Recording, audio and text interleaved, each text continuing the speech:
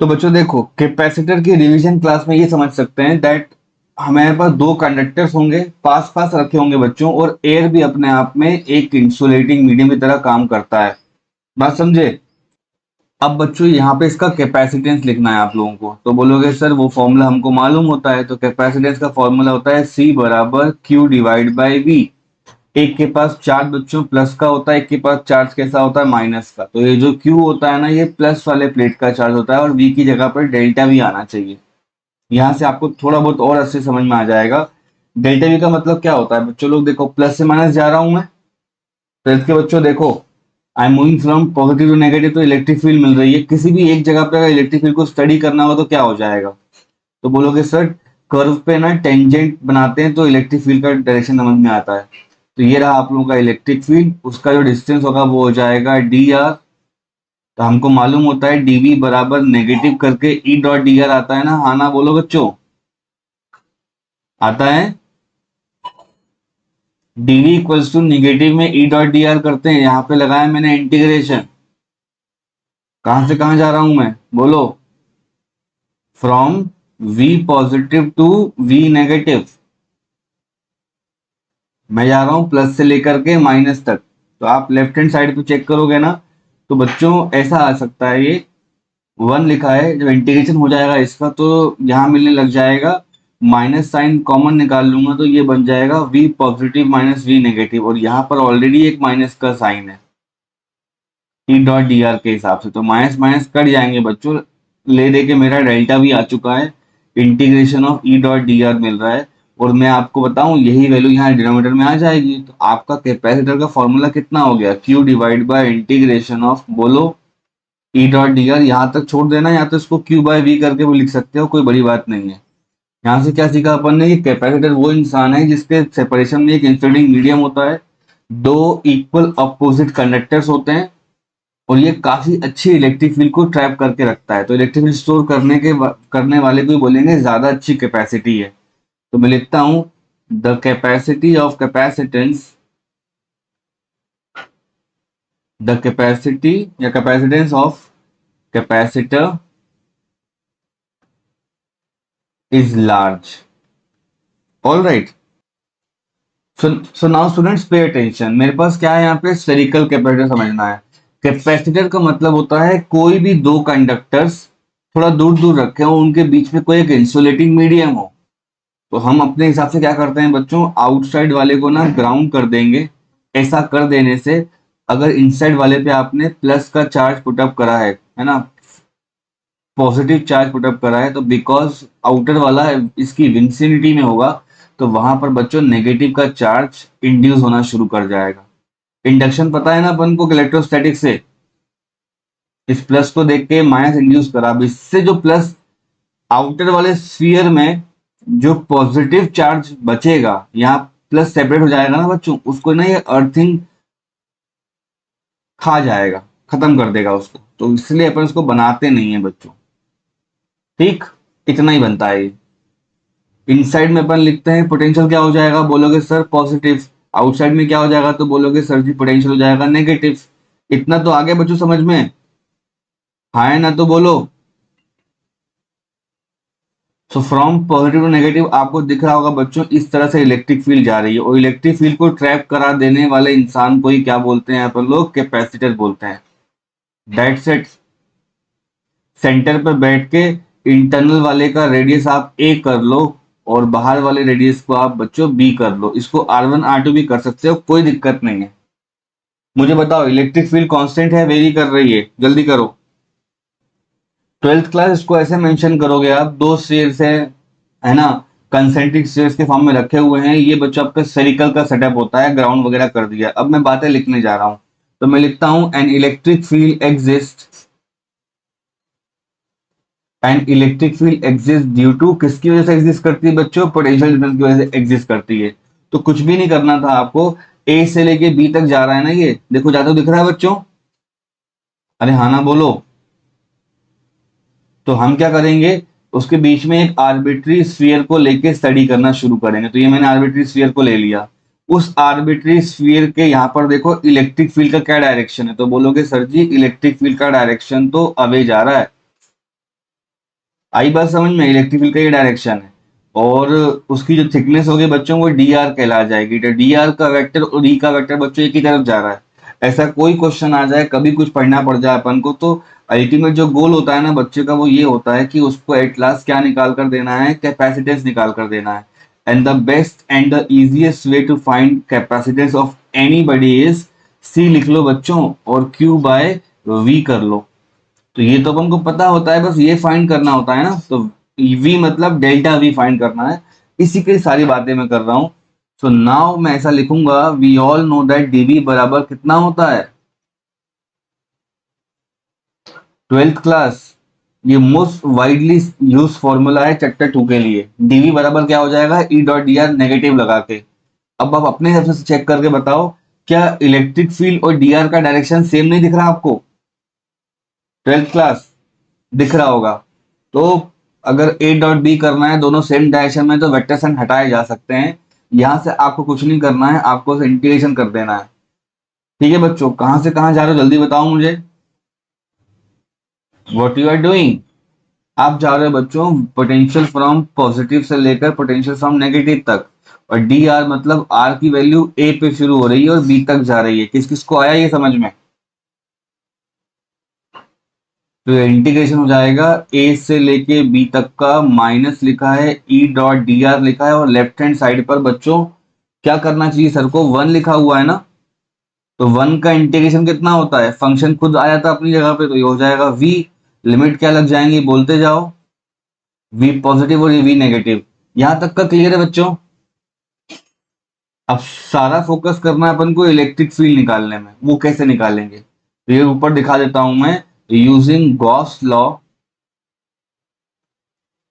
Using Gauss law. Gauss law क्या कहता है? फ्लक्स होता है ई इंटू ए। हाँ ना तो बोलो भाई। ये जो रेड वाला सर्कल दिख रहा है ना आपको, रेड वाले स्फीयर पर लगाना है अपन को। तो इलेक्ट्रिक फील्ड वहां पर कितनी है कॉर्नर पे? तो वो ई लिखी हुई है ना। एरिया कितना हो जाएगा उसका? 4 पाई r स्क्वायर। और चार्ज, चार्ज अंदर कितना है बच्चों? Q by epsilon naught. तो आप कह सकते हो electric field equals to 1/4 pi epsilon naught q by are square. बच्चों ये अगर लिखते भी नहीं तो एग्जाम में मार्क्स नहीं कटते हो, ये बच्चे समझता है कि बच्चे को आता है। So I can write here, negative common निकाल लेते हैं। इंटीग्रेशन करना है केवल अपन को K Q divide by are square dot D R का। कहां से कहां तक का? ए से लेके बी तक का। यहां तक का देखो किस किस को आ रहा है समझ में? ओके पे अटेंशन बच्चों।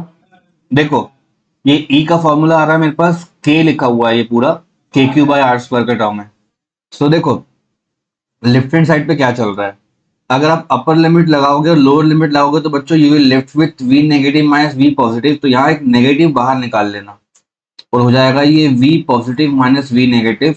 यहाँ ऑलरेडी एक नेगेटिव है, के क्यू को भी बाहर निकाल लो और इंटीग्रेट खाली आपको करना है 1/r² डॉट डी आर को। कहां से कहां तक का बच्चों? ए से लेके बी तक का। माइनस से माइनस को हटा दो, लेफ्ट हैंड साइड पे डेल्टा वी बोलो या वी बोलो, कोई फर्क नहीं पड़ता। के लिखेंगे क्यू लिखेंगे, 1/r² का इंटीग्रेशन होता है -1/r। कहां से कहां जा रहा होता है इंसान? ए से लेके बी तक। अब क्योंकि यह नेगेटिव है तो upper limit minus lower limit नहीं होगा। क्या होगा बच्चों जल्दी बताओ? It should be lower limit minus of upper limit. यहां तक का क्लियर है क्या 12th के बच्चों? इसको लिख सकते हो k इंटू क्यू, एलसीएम लोगे तो हो जाएगा b minus A divide by A into B. ये आ गया v। बच्चों इस टर्म को यहाँ पे रख दो, आपका आ जाएगा कैपेसिटर। तो Q लिखा है, नीचे आ जाएगा बच्चों K लिखा है, Q लिखा है। B माइनस ए और A इंटू बी बच्चे लोग ऊपर आ जाएगा। Q से Q चला गया। K को ढंग से लिख लो तो न्यूमरेटर में आ जाएगा 4 pi epsilon naught A dot B. हमेशा लार्जर रेडियस आएगा और ये स्मॉलर रेडियस आएगा। इसी को आप आगे चल के ना आर नॉट बोल सकते हो, तो चल जाता है। This is the expression for, किसका होगा बच्चों ये? स्फेरिकल वाले का। एग्जाम के लिए इंपॉर्टेंट है। स्फेरिकल सिलेंड्रिकल में से हो सकता है कोई एक एग्जाम में दे देगा टीचर। ना ये बड़ी पे अटेंशन, पार्शियल फील्ड खत्म कर लेते हैं फटाफट। बच्चों मान लो ये आपके पास कोई कैपेसिटर है, ठीक है, दिस वन, ये एयर से फील्ड होगा तो बोलोगे सर ठीक है कोई बात नहीं, कंप्लीटली डाइलेक्ट्रिक भर देंगे तो क्या हो जाएगा, के टाइम्स हो जाएगा। लेकिन हाल फिलहाल के लिए क्या कर रखा है इन लोगों ने, ना एयर से भरा है कंप्लीट, ना कंप्लीट एम्प्टी है। बच्चों इसमें ना एक लिमिटेड डिस्टेंस तक हम लोगों ने क्या करा है, इसको किसी डाई इलेक्ट्रिक से फिल कर दिया है इस तरह से बच्चों। तो हमें क्या समझ में आना चाहिए यहाँ पे, that the total separation was previously D, दिख रहा है सभी को, और डाइलेक्ट्रिक की थिकनेस आ जाएगी यहाँ पर टी। एक एंड पे चार्ज होता है प्लस का, एक एंड पे चार्ज होता है माइनस का, तो सिग्मा प्लस सिग्मा माइनस कर सकते हैं अपन, और यहाँ प्लस आ जाएगा बच्चे लोग, और यहाँ क्या आ जाएगा माइनस। देखो इतना क्लियर है। डाइलेक्ट्रिक का मतलब होता है वीक इंसुलेटर होता है। क्या होगा बच्चों, वीक इंसुलेटर। ऐसा होने से ये प्लस को देख के ना थोड़े बहुत ही इलेक्ट्रॉन्स होंगे इसके पास, और यहाँ थोड़े बहुत प्लस के आए होंगे। व्हाट आई मीन टू से दिस, एयर में जो फील्ड बनती है वो हमेशा सबसे मैक्सिमम मैग्नीट्यूड की बनती है, सबसे अच्छी फील्ड होगी एयर में, तो उसका नाम होता है बच्चे लोग ई नॉट। लेकिन डाइलेक्ट्रिक से जो फील्ड बनती है वो काफी कम रहती है। You will say that E not divide by के, जितना ज्यादा के होगा उतना कम फील्ड होगी, और वापस से ये एयर में आ जाएगा तो कितना बन जाएगा, जल्दी बोलो, ई नॉट। तो इसको समझने के लिए हमने क्या करा है, एक सिंपल सा एक आंसर निकाला है बच्चों। को ये रहता है दैट, मुझे देखते रहो क्या कर रहा हूं मैं, ये वही आपको पुराना कैपेसिटर है देखो, जो लेफ्ट साइड बना हुआ है। बस मैंने अभी अपने आप को सेव रखने के लिए क्या करा बच्चों, ये जो आपके पास है ना, ये डाइलेक्ट्रिक, इस डाइलेक्ट्रिक को उठा करके हमने क्या करा, किसी एक एंड पे रख दिया। तो बोलोगे हाँ सर रख सकते, कोई दिक्कत वाली बात नहीं है। इस एक एंड पे रखने के पता बेनिफिट कितने सारे हैं, वो ये हो जाएंगे बेनिफिट की, जो कंप्लीट डिस्टेंस होता है बच्चों में डी होता है, और एक तरह डिस्टेंस कितना हो जाएगा टी, तो बच कितना जाएगा, डी माइनस टी। और आप में से क्लास में बैठा हर बच्चा कह सकता है बड़े आसान शब्दों में कि सर जो एयर होती है वहां पे अलग डायरेक्शन, अलग फील्ड बनती है, ज्यादा फील्ड बनती है, और डाइलेक्ट्रिक के अंदर थोड़ी कम फील्ड रहती है। मैं बोलूंगा हाँ बेटा, यहाँ तो फील्ड होगी ई नॉट, और यहाँ कितनी हो जाएगी, बोलो ई नॉट बाय के। क्लियर है। एक्चुअल में करेक्ट डायग्राम फर्स्ट वाला ये आपको केवल ज्योमेट्रिकल इक्विवेलेंट है बच्चों। लड़ना बस शुरू कर देना, किसी उसको कॉर्नर पर टच कर दिया तो फिर पोटेंशियल कौन सा लेंगे, हम केवल ज्योमेट्रिकल ही देख रहे हैं इसको अभी। एक एंड पे प्लस का पोटेंशियल होता है, एक एंड पे माइनस का होता है, इतना तो क्लियर होगा। फ्रॉम इलेक्ट्रोस्टैट्स हमें एक बहुत ही फेमस रिलेशन भी पता होता है, अगर यूनिफॉर्म फील्ड्स होती हैं तो। फील्ड कैसी है यहाँ पर, यूनिफॉर्म फील्ड है। तो यूनिफॉर्म फील्ड का रिलेशन क्या होता है, relation between electric field and potential कितना होता है बच्चों, delta V equals to E dot D. सुना है किसी ने, एक सेकंड पहले डीवी बराबर नेगेटिव में ई डॉट डी आर तो पढ़वा कर आया हूं ना मैं। ये नॉन यूनिफॉर्म के लिए होता है इस्तेमाल, और ऊपर वाला यूनिफॉर्म के लिए होता है इस्तेमाल, तो आपको ध्यान रखना है कौन सा कब लगना है। Is this clear to everybody, यहां तक का समझ में आ रहा है बच्चों। सो कैपेसिटेंस, कैपेसिटेंस फाइंड करने जब भी कोई बच्चा जाएगा ना तो उसको इतना इजी लगेगा कि सर एक स्टैंडर्ड फॉर्मूला होता है कैपेसिटेंस का, बेसिक जो थ्योरी लिखनी है वो आप लोग खुद लिख लेना। कैपेसिटेंस किसी का भी निकालोगे तो हो जाता है बच्चे लोग क्यू बाय वी। प्रैक्टिकली ये प्लस का क्यू होता है, और ये चीज डेल्टा वी शो कर रही होती है। तो आपका जो फोकस होना चाहिए पूरे चैप्टर पढ़ते वक्त वो डेल्टा वी फाइंड करने के लिए होना चाहिए। तो मैं यहाँ लिखता हूँ, here delta we will be, delta we को अपन इस पैटर्न में लिख सकते हैं, 12th के बच्चों ई डॉट डी के पैटर्न में लिख सकते हैं। तो इलेक्ट्रिक फील्ड देखो, फर्स्ट जो पार्ट है आपका डाई इलेक्ट्रिक वाला पार्ट है, उसमें फील्ड कितनी है, जल्दी बोलो।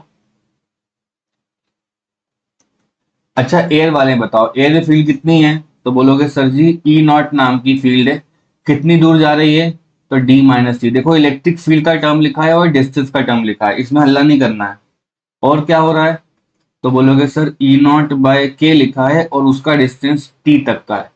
तो यहीं से अपन लिख सकते हैं v बराबर ई नॉट को बाहर निकाल लो, ब्रैकेट में आ जाएगा d minus T plus T by K. Electric field को बोल सकते हो sigma by epsilon naught, bracket वाले को ऐसे ही रहने देना। फिर लिख सकते हो sir ji q by A epsilon naught bracket वाले को D minus T plus T by K कर देना। अब ये टर्म यहां रख लो तो कैपेसिटी निकल आएगी आपकी, ये हो जाएगा क्यू डिवाइड बाय, बोलो Q by A epsilon naught bracket के अंदर हो जाएगा D minus T plus T divide by K. 4 से 4 चला गया, कैपेसिटी कितनी आ रही है जल्दी बोलो। ए एप्सिलॉन नॉट और यहां हो जाएगा D minus T plus T divide by K. इतना आना चाहिए बच्चों समझ में सबको, कोई problem? So students let's start with metre bridge, हम लोग उसको रिवाइज कर रहे हैं अभी। तो देखो क्या करना होता है, हम लैब वगैरह में जाएंगे ना बच्चों, तो इस तरह की आपको एक बेंच मिलेगी, है ना। Let's let's colour it up, fill colour कर देते हैं। लेट्स से आपके पास कोई बेंच रहेगी, इस बेंच के दो एंड्स आप बनाओगे, एक एंड ये रहेगा एक एंड ये रहेगा। इसका लेंथ बच्चों 100 सेंटीमीटर मतलब 1 मीटर का रहेगा, दैट्स वाई इसको मीटर ब्रिज बोल रहा है ये, ठीक है। तो करना कुछ नहीं है अपन को, यहाँ पे एक एंड से दूसरे एंड तक ना इस तरह जाता है ये, देखो यहाँ से यहाँ तक का एक वायर जा रहा हो, ये इस वायर को अगर मैं इसकी थिकनेस को बढ़ाना हो तो इस तरह, देखो ये दिख रहा है अपन को वायर बच्चों, देखो एक एंड पे अपना 0 होता है और एक एंड पे बच्चों अपना 100 सेंटीमीटर बना होता है और एक स्केल लगी होती है, उल्टा स्केल भी लगा होता है बच्चों, 0 से लेके यहाँ पर भी 100 लिखा होता है। आपको कौन सा मान के चलना है, जिस एंड पे आप क्या करते हो, बैटरी को ले जाकर कनेक्ट करते हो ना, आपको वो साइड प्लस लेनी पड़ती है। ये हो गया कि ये होता है बच्चों आप लोगों का मीटर ब्रिज। मीटर ब्रिज क्या करता है, to find the unknown resistance, to find the unknown resistance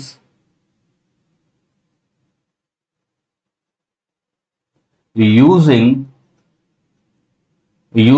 a resistance box, using a resistance box। और मीटर ब्रिज किस पे डिपेंड करता है बच्चों, it is based on the principle of, किसका एग्जांपल है ये, हाँ it is based upon principle of Wheatstone bridge, Wheatstone. अब पे अटेंशन एवरीबॉडी, बच्चों देखो जिस तरफ ये प्लस बना हुआ है ना, उस तरफ से अपन ऐसे लेकर जाते हैं, ये गए आगे। फिर यहाँ पे बच्चों जब आ जाओगे ना आप लोग, तो आपके पास ना एक इस तरह से एक ओपनिंग रहेगा, है ना, और ये यहाँ के बन रहा होगा। Let me draw it properly, ये इधर आ रहा होगा बच्चों, ठीक है, ऐसे करके ये सब कनेक्टेड होगा।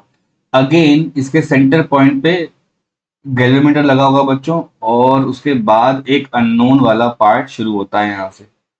ये देखो इतना आसान से, इसके ना दो हैंड्स होते हैं, ऐसे समझते हैं बच्चे लोग, दो हैंड्स होते हैं इसके, ठीक। मैं पूरा पार्ट कंप्लीट कर देता हूँ। ये जो ये सेंटर पे आके गैल्वेनोमीटर से कनेक्ट होता है बच्चों इस तरह से, और ये पार्ट यहाँ नेगेटिव पे कनेक्ट होता है और ये प्लस से शुरू हो रहा है, राइट। देखो दो हैंड्स लग रहे हैं, upper right side left side है ना, तो किसी एक साइड पे हम क्या करते हैं, अपने रेजिस्टेंस बॉक्स को लगाते हैं आर, और यहाँ पे बी लिख देता हूं मैं, बॉक्स है ना। ये इलेक्ट्रिकल डिवाइस है, इसके ऊपर प्लग की लगी रहती है, जितने की निकाल दोगे ना बच्चों इसकी वैल्यू वही बन जाती है। तो मतलब कहने का ये आर दे रहा होगा आपको राइट नाउ, और यहाँ कहीं पे बच्चों आपका एक अननोन रेजिस्टेंस होगा जिसको एक्स बोलोगे, ठीक है। यहाँ से अपन को लगाना होता है गैल्वेनोमीटर, जो किसी ना किसी जगह ऐसे की से अपना एक नल पॉइंट दे रहा होता है। नल पॉइंट का मतलब होता है your galvanometer should be showing something like this. ये उसका स्केल होता है, हमेशा वो सेंटर पे होता है, राइट या लेफ्ट डिफ्लेक्ट कर सकता है डिपेंडिंग अपॉन करंट कैसे आया है। तो इसके दो टर्मिनल्स होते हैं बच्चों, ठीक है। एक टर्मिनल तो इसका यहाँ से लगता है और दूसरा टर्मिनल इसका ये नल पॉइंट की तरफ जाता है। तो मान लो अगर करंट यहाँ से एंटर करता है, तो इसका जो मीटर है वो राइट साइड चला जाएगा, मतलब नेक्स्ट साइड चेंज हो जाता है। और अगर बच्चों करंट लेफ्ट साइड से एंटर करता है तो ये इधर आ जाएगा बच्चों। इफ इन केस ये वही गैल्वेनोमीटर में बच्चों अगर करंट क्या हो जाए, इधर से एंटर करना शुरू करे। ये सब लैब में आके सीख जाओगे, इसके दो केस होते हैं, जरूरत नहीं है समझने की इसको। ये है आपका पूरा बच्चों मीटर ब्रिज। जो लेंथ होती है वो जिस साइड प्लस हो ना वहां से काउंट की जाती है, तो जहां नल पॉइंट आएगा उसको एल मान लेना, तो अगला वाला अपने आप कितना हो जाएगा 100 माइनस एल। क्योंकि रेजिस्टेंस डिपेंड करता है लेंथ पे, तो रेशियोज निकालते वक्त में इंस्टेड ऑफ यूजिंग रेजिस्टेंस मैं लेंथ इस्तेमाल कर सकता हूं। What I am saying here is, जब बैलेंस कंडीशन होती है ना, बैलेंस मीटर ब्रिज, इसका मतलब होता है करंट जो है वो गैल्वेनोमीटर से नहीं गया है, या नल पॉइंट आ गया है, या सब्जेक्टिव लैंग्वेज में ऐसा लिख सकते हैं गैल्वेनोमीटर शोज नो डिफ्लेक्शन। क्या लिखा है बोलो? Galvanometer shows no deflection. इतना क्लियर है? इट मीन्स दैट अगर एक पॉइंट को ए बनाए, इस तरफ को बी बनाए, जहां गैल्वेनोमीटर शुरू होता है वहां पे सी और जहां एंड होता है वहां पर डी, तो लिख सकते हो वीसी बराबर हो जाएगा बच्चे लोग वीडी। इस कंडीशन में, बैलेंस कंडीशन में, आर डिवाइड बाय एक्स पढ़ाया होगा ना मैंने ये पहले आपको, व्हीटस्टोन में R1 बाय R2 करते थे आप लोग, तो आर बाय एक्स कर लोगे बराबर इसके नीचे क्या लिखा हुआ है एल, और उसके नीचे क्या लिखा हुआ है बच्चों 100 माइनस एल। यहां से एक्स लिख लो फटाफट, 100 minus L by L times R, this should be your expression. Lab में जब जाओगे तो नल पॉइंट ना बच्चों रेंज में आना चाहिए 40 के 60 के बीच में। तो मैं यहां लिखता हूं जो नल पॉइंट आता है, null point should lie between 40 to 60 centimetre. यहां तक का क्लियर है बच्चों? देख लो एक बार।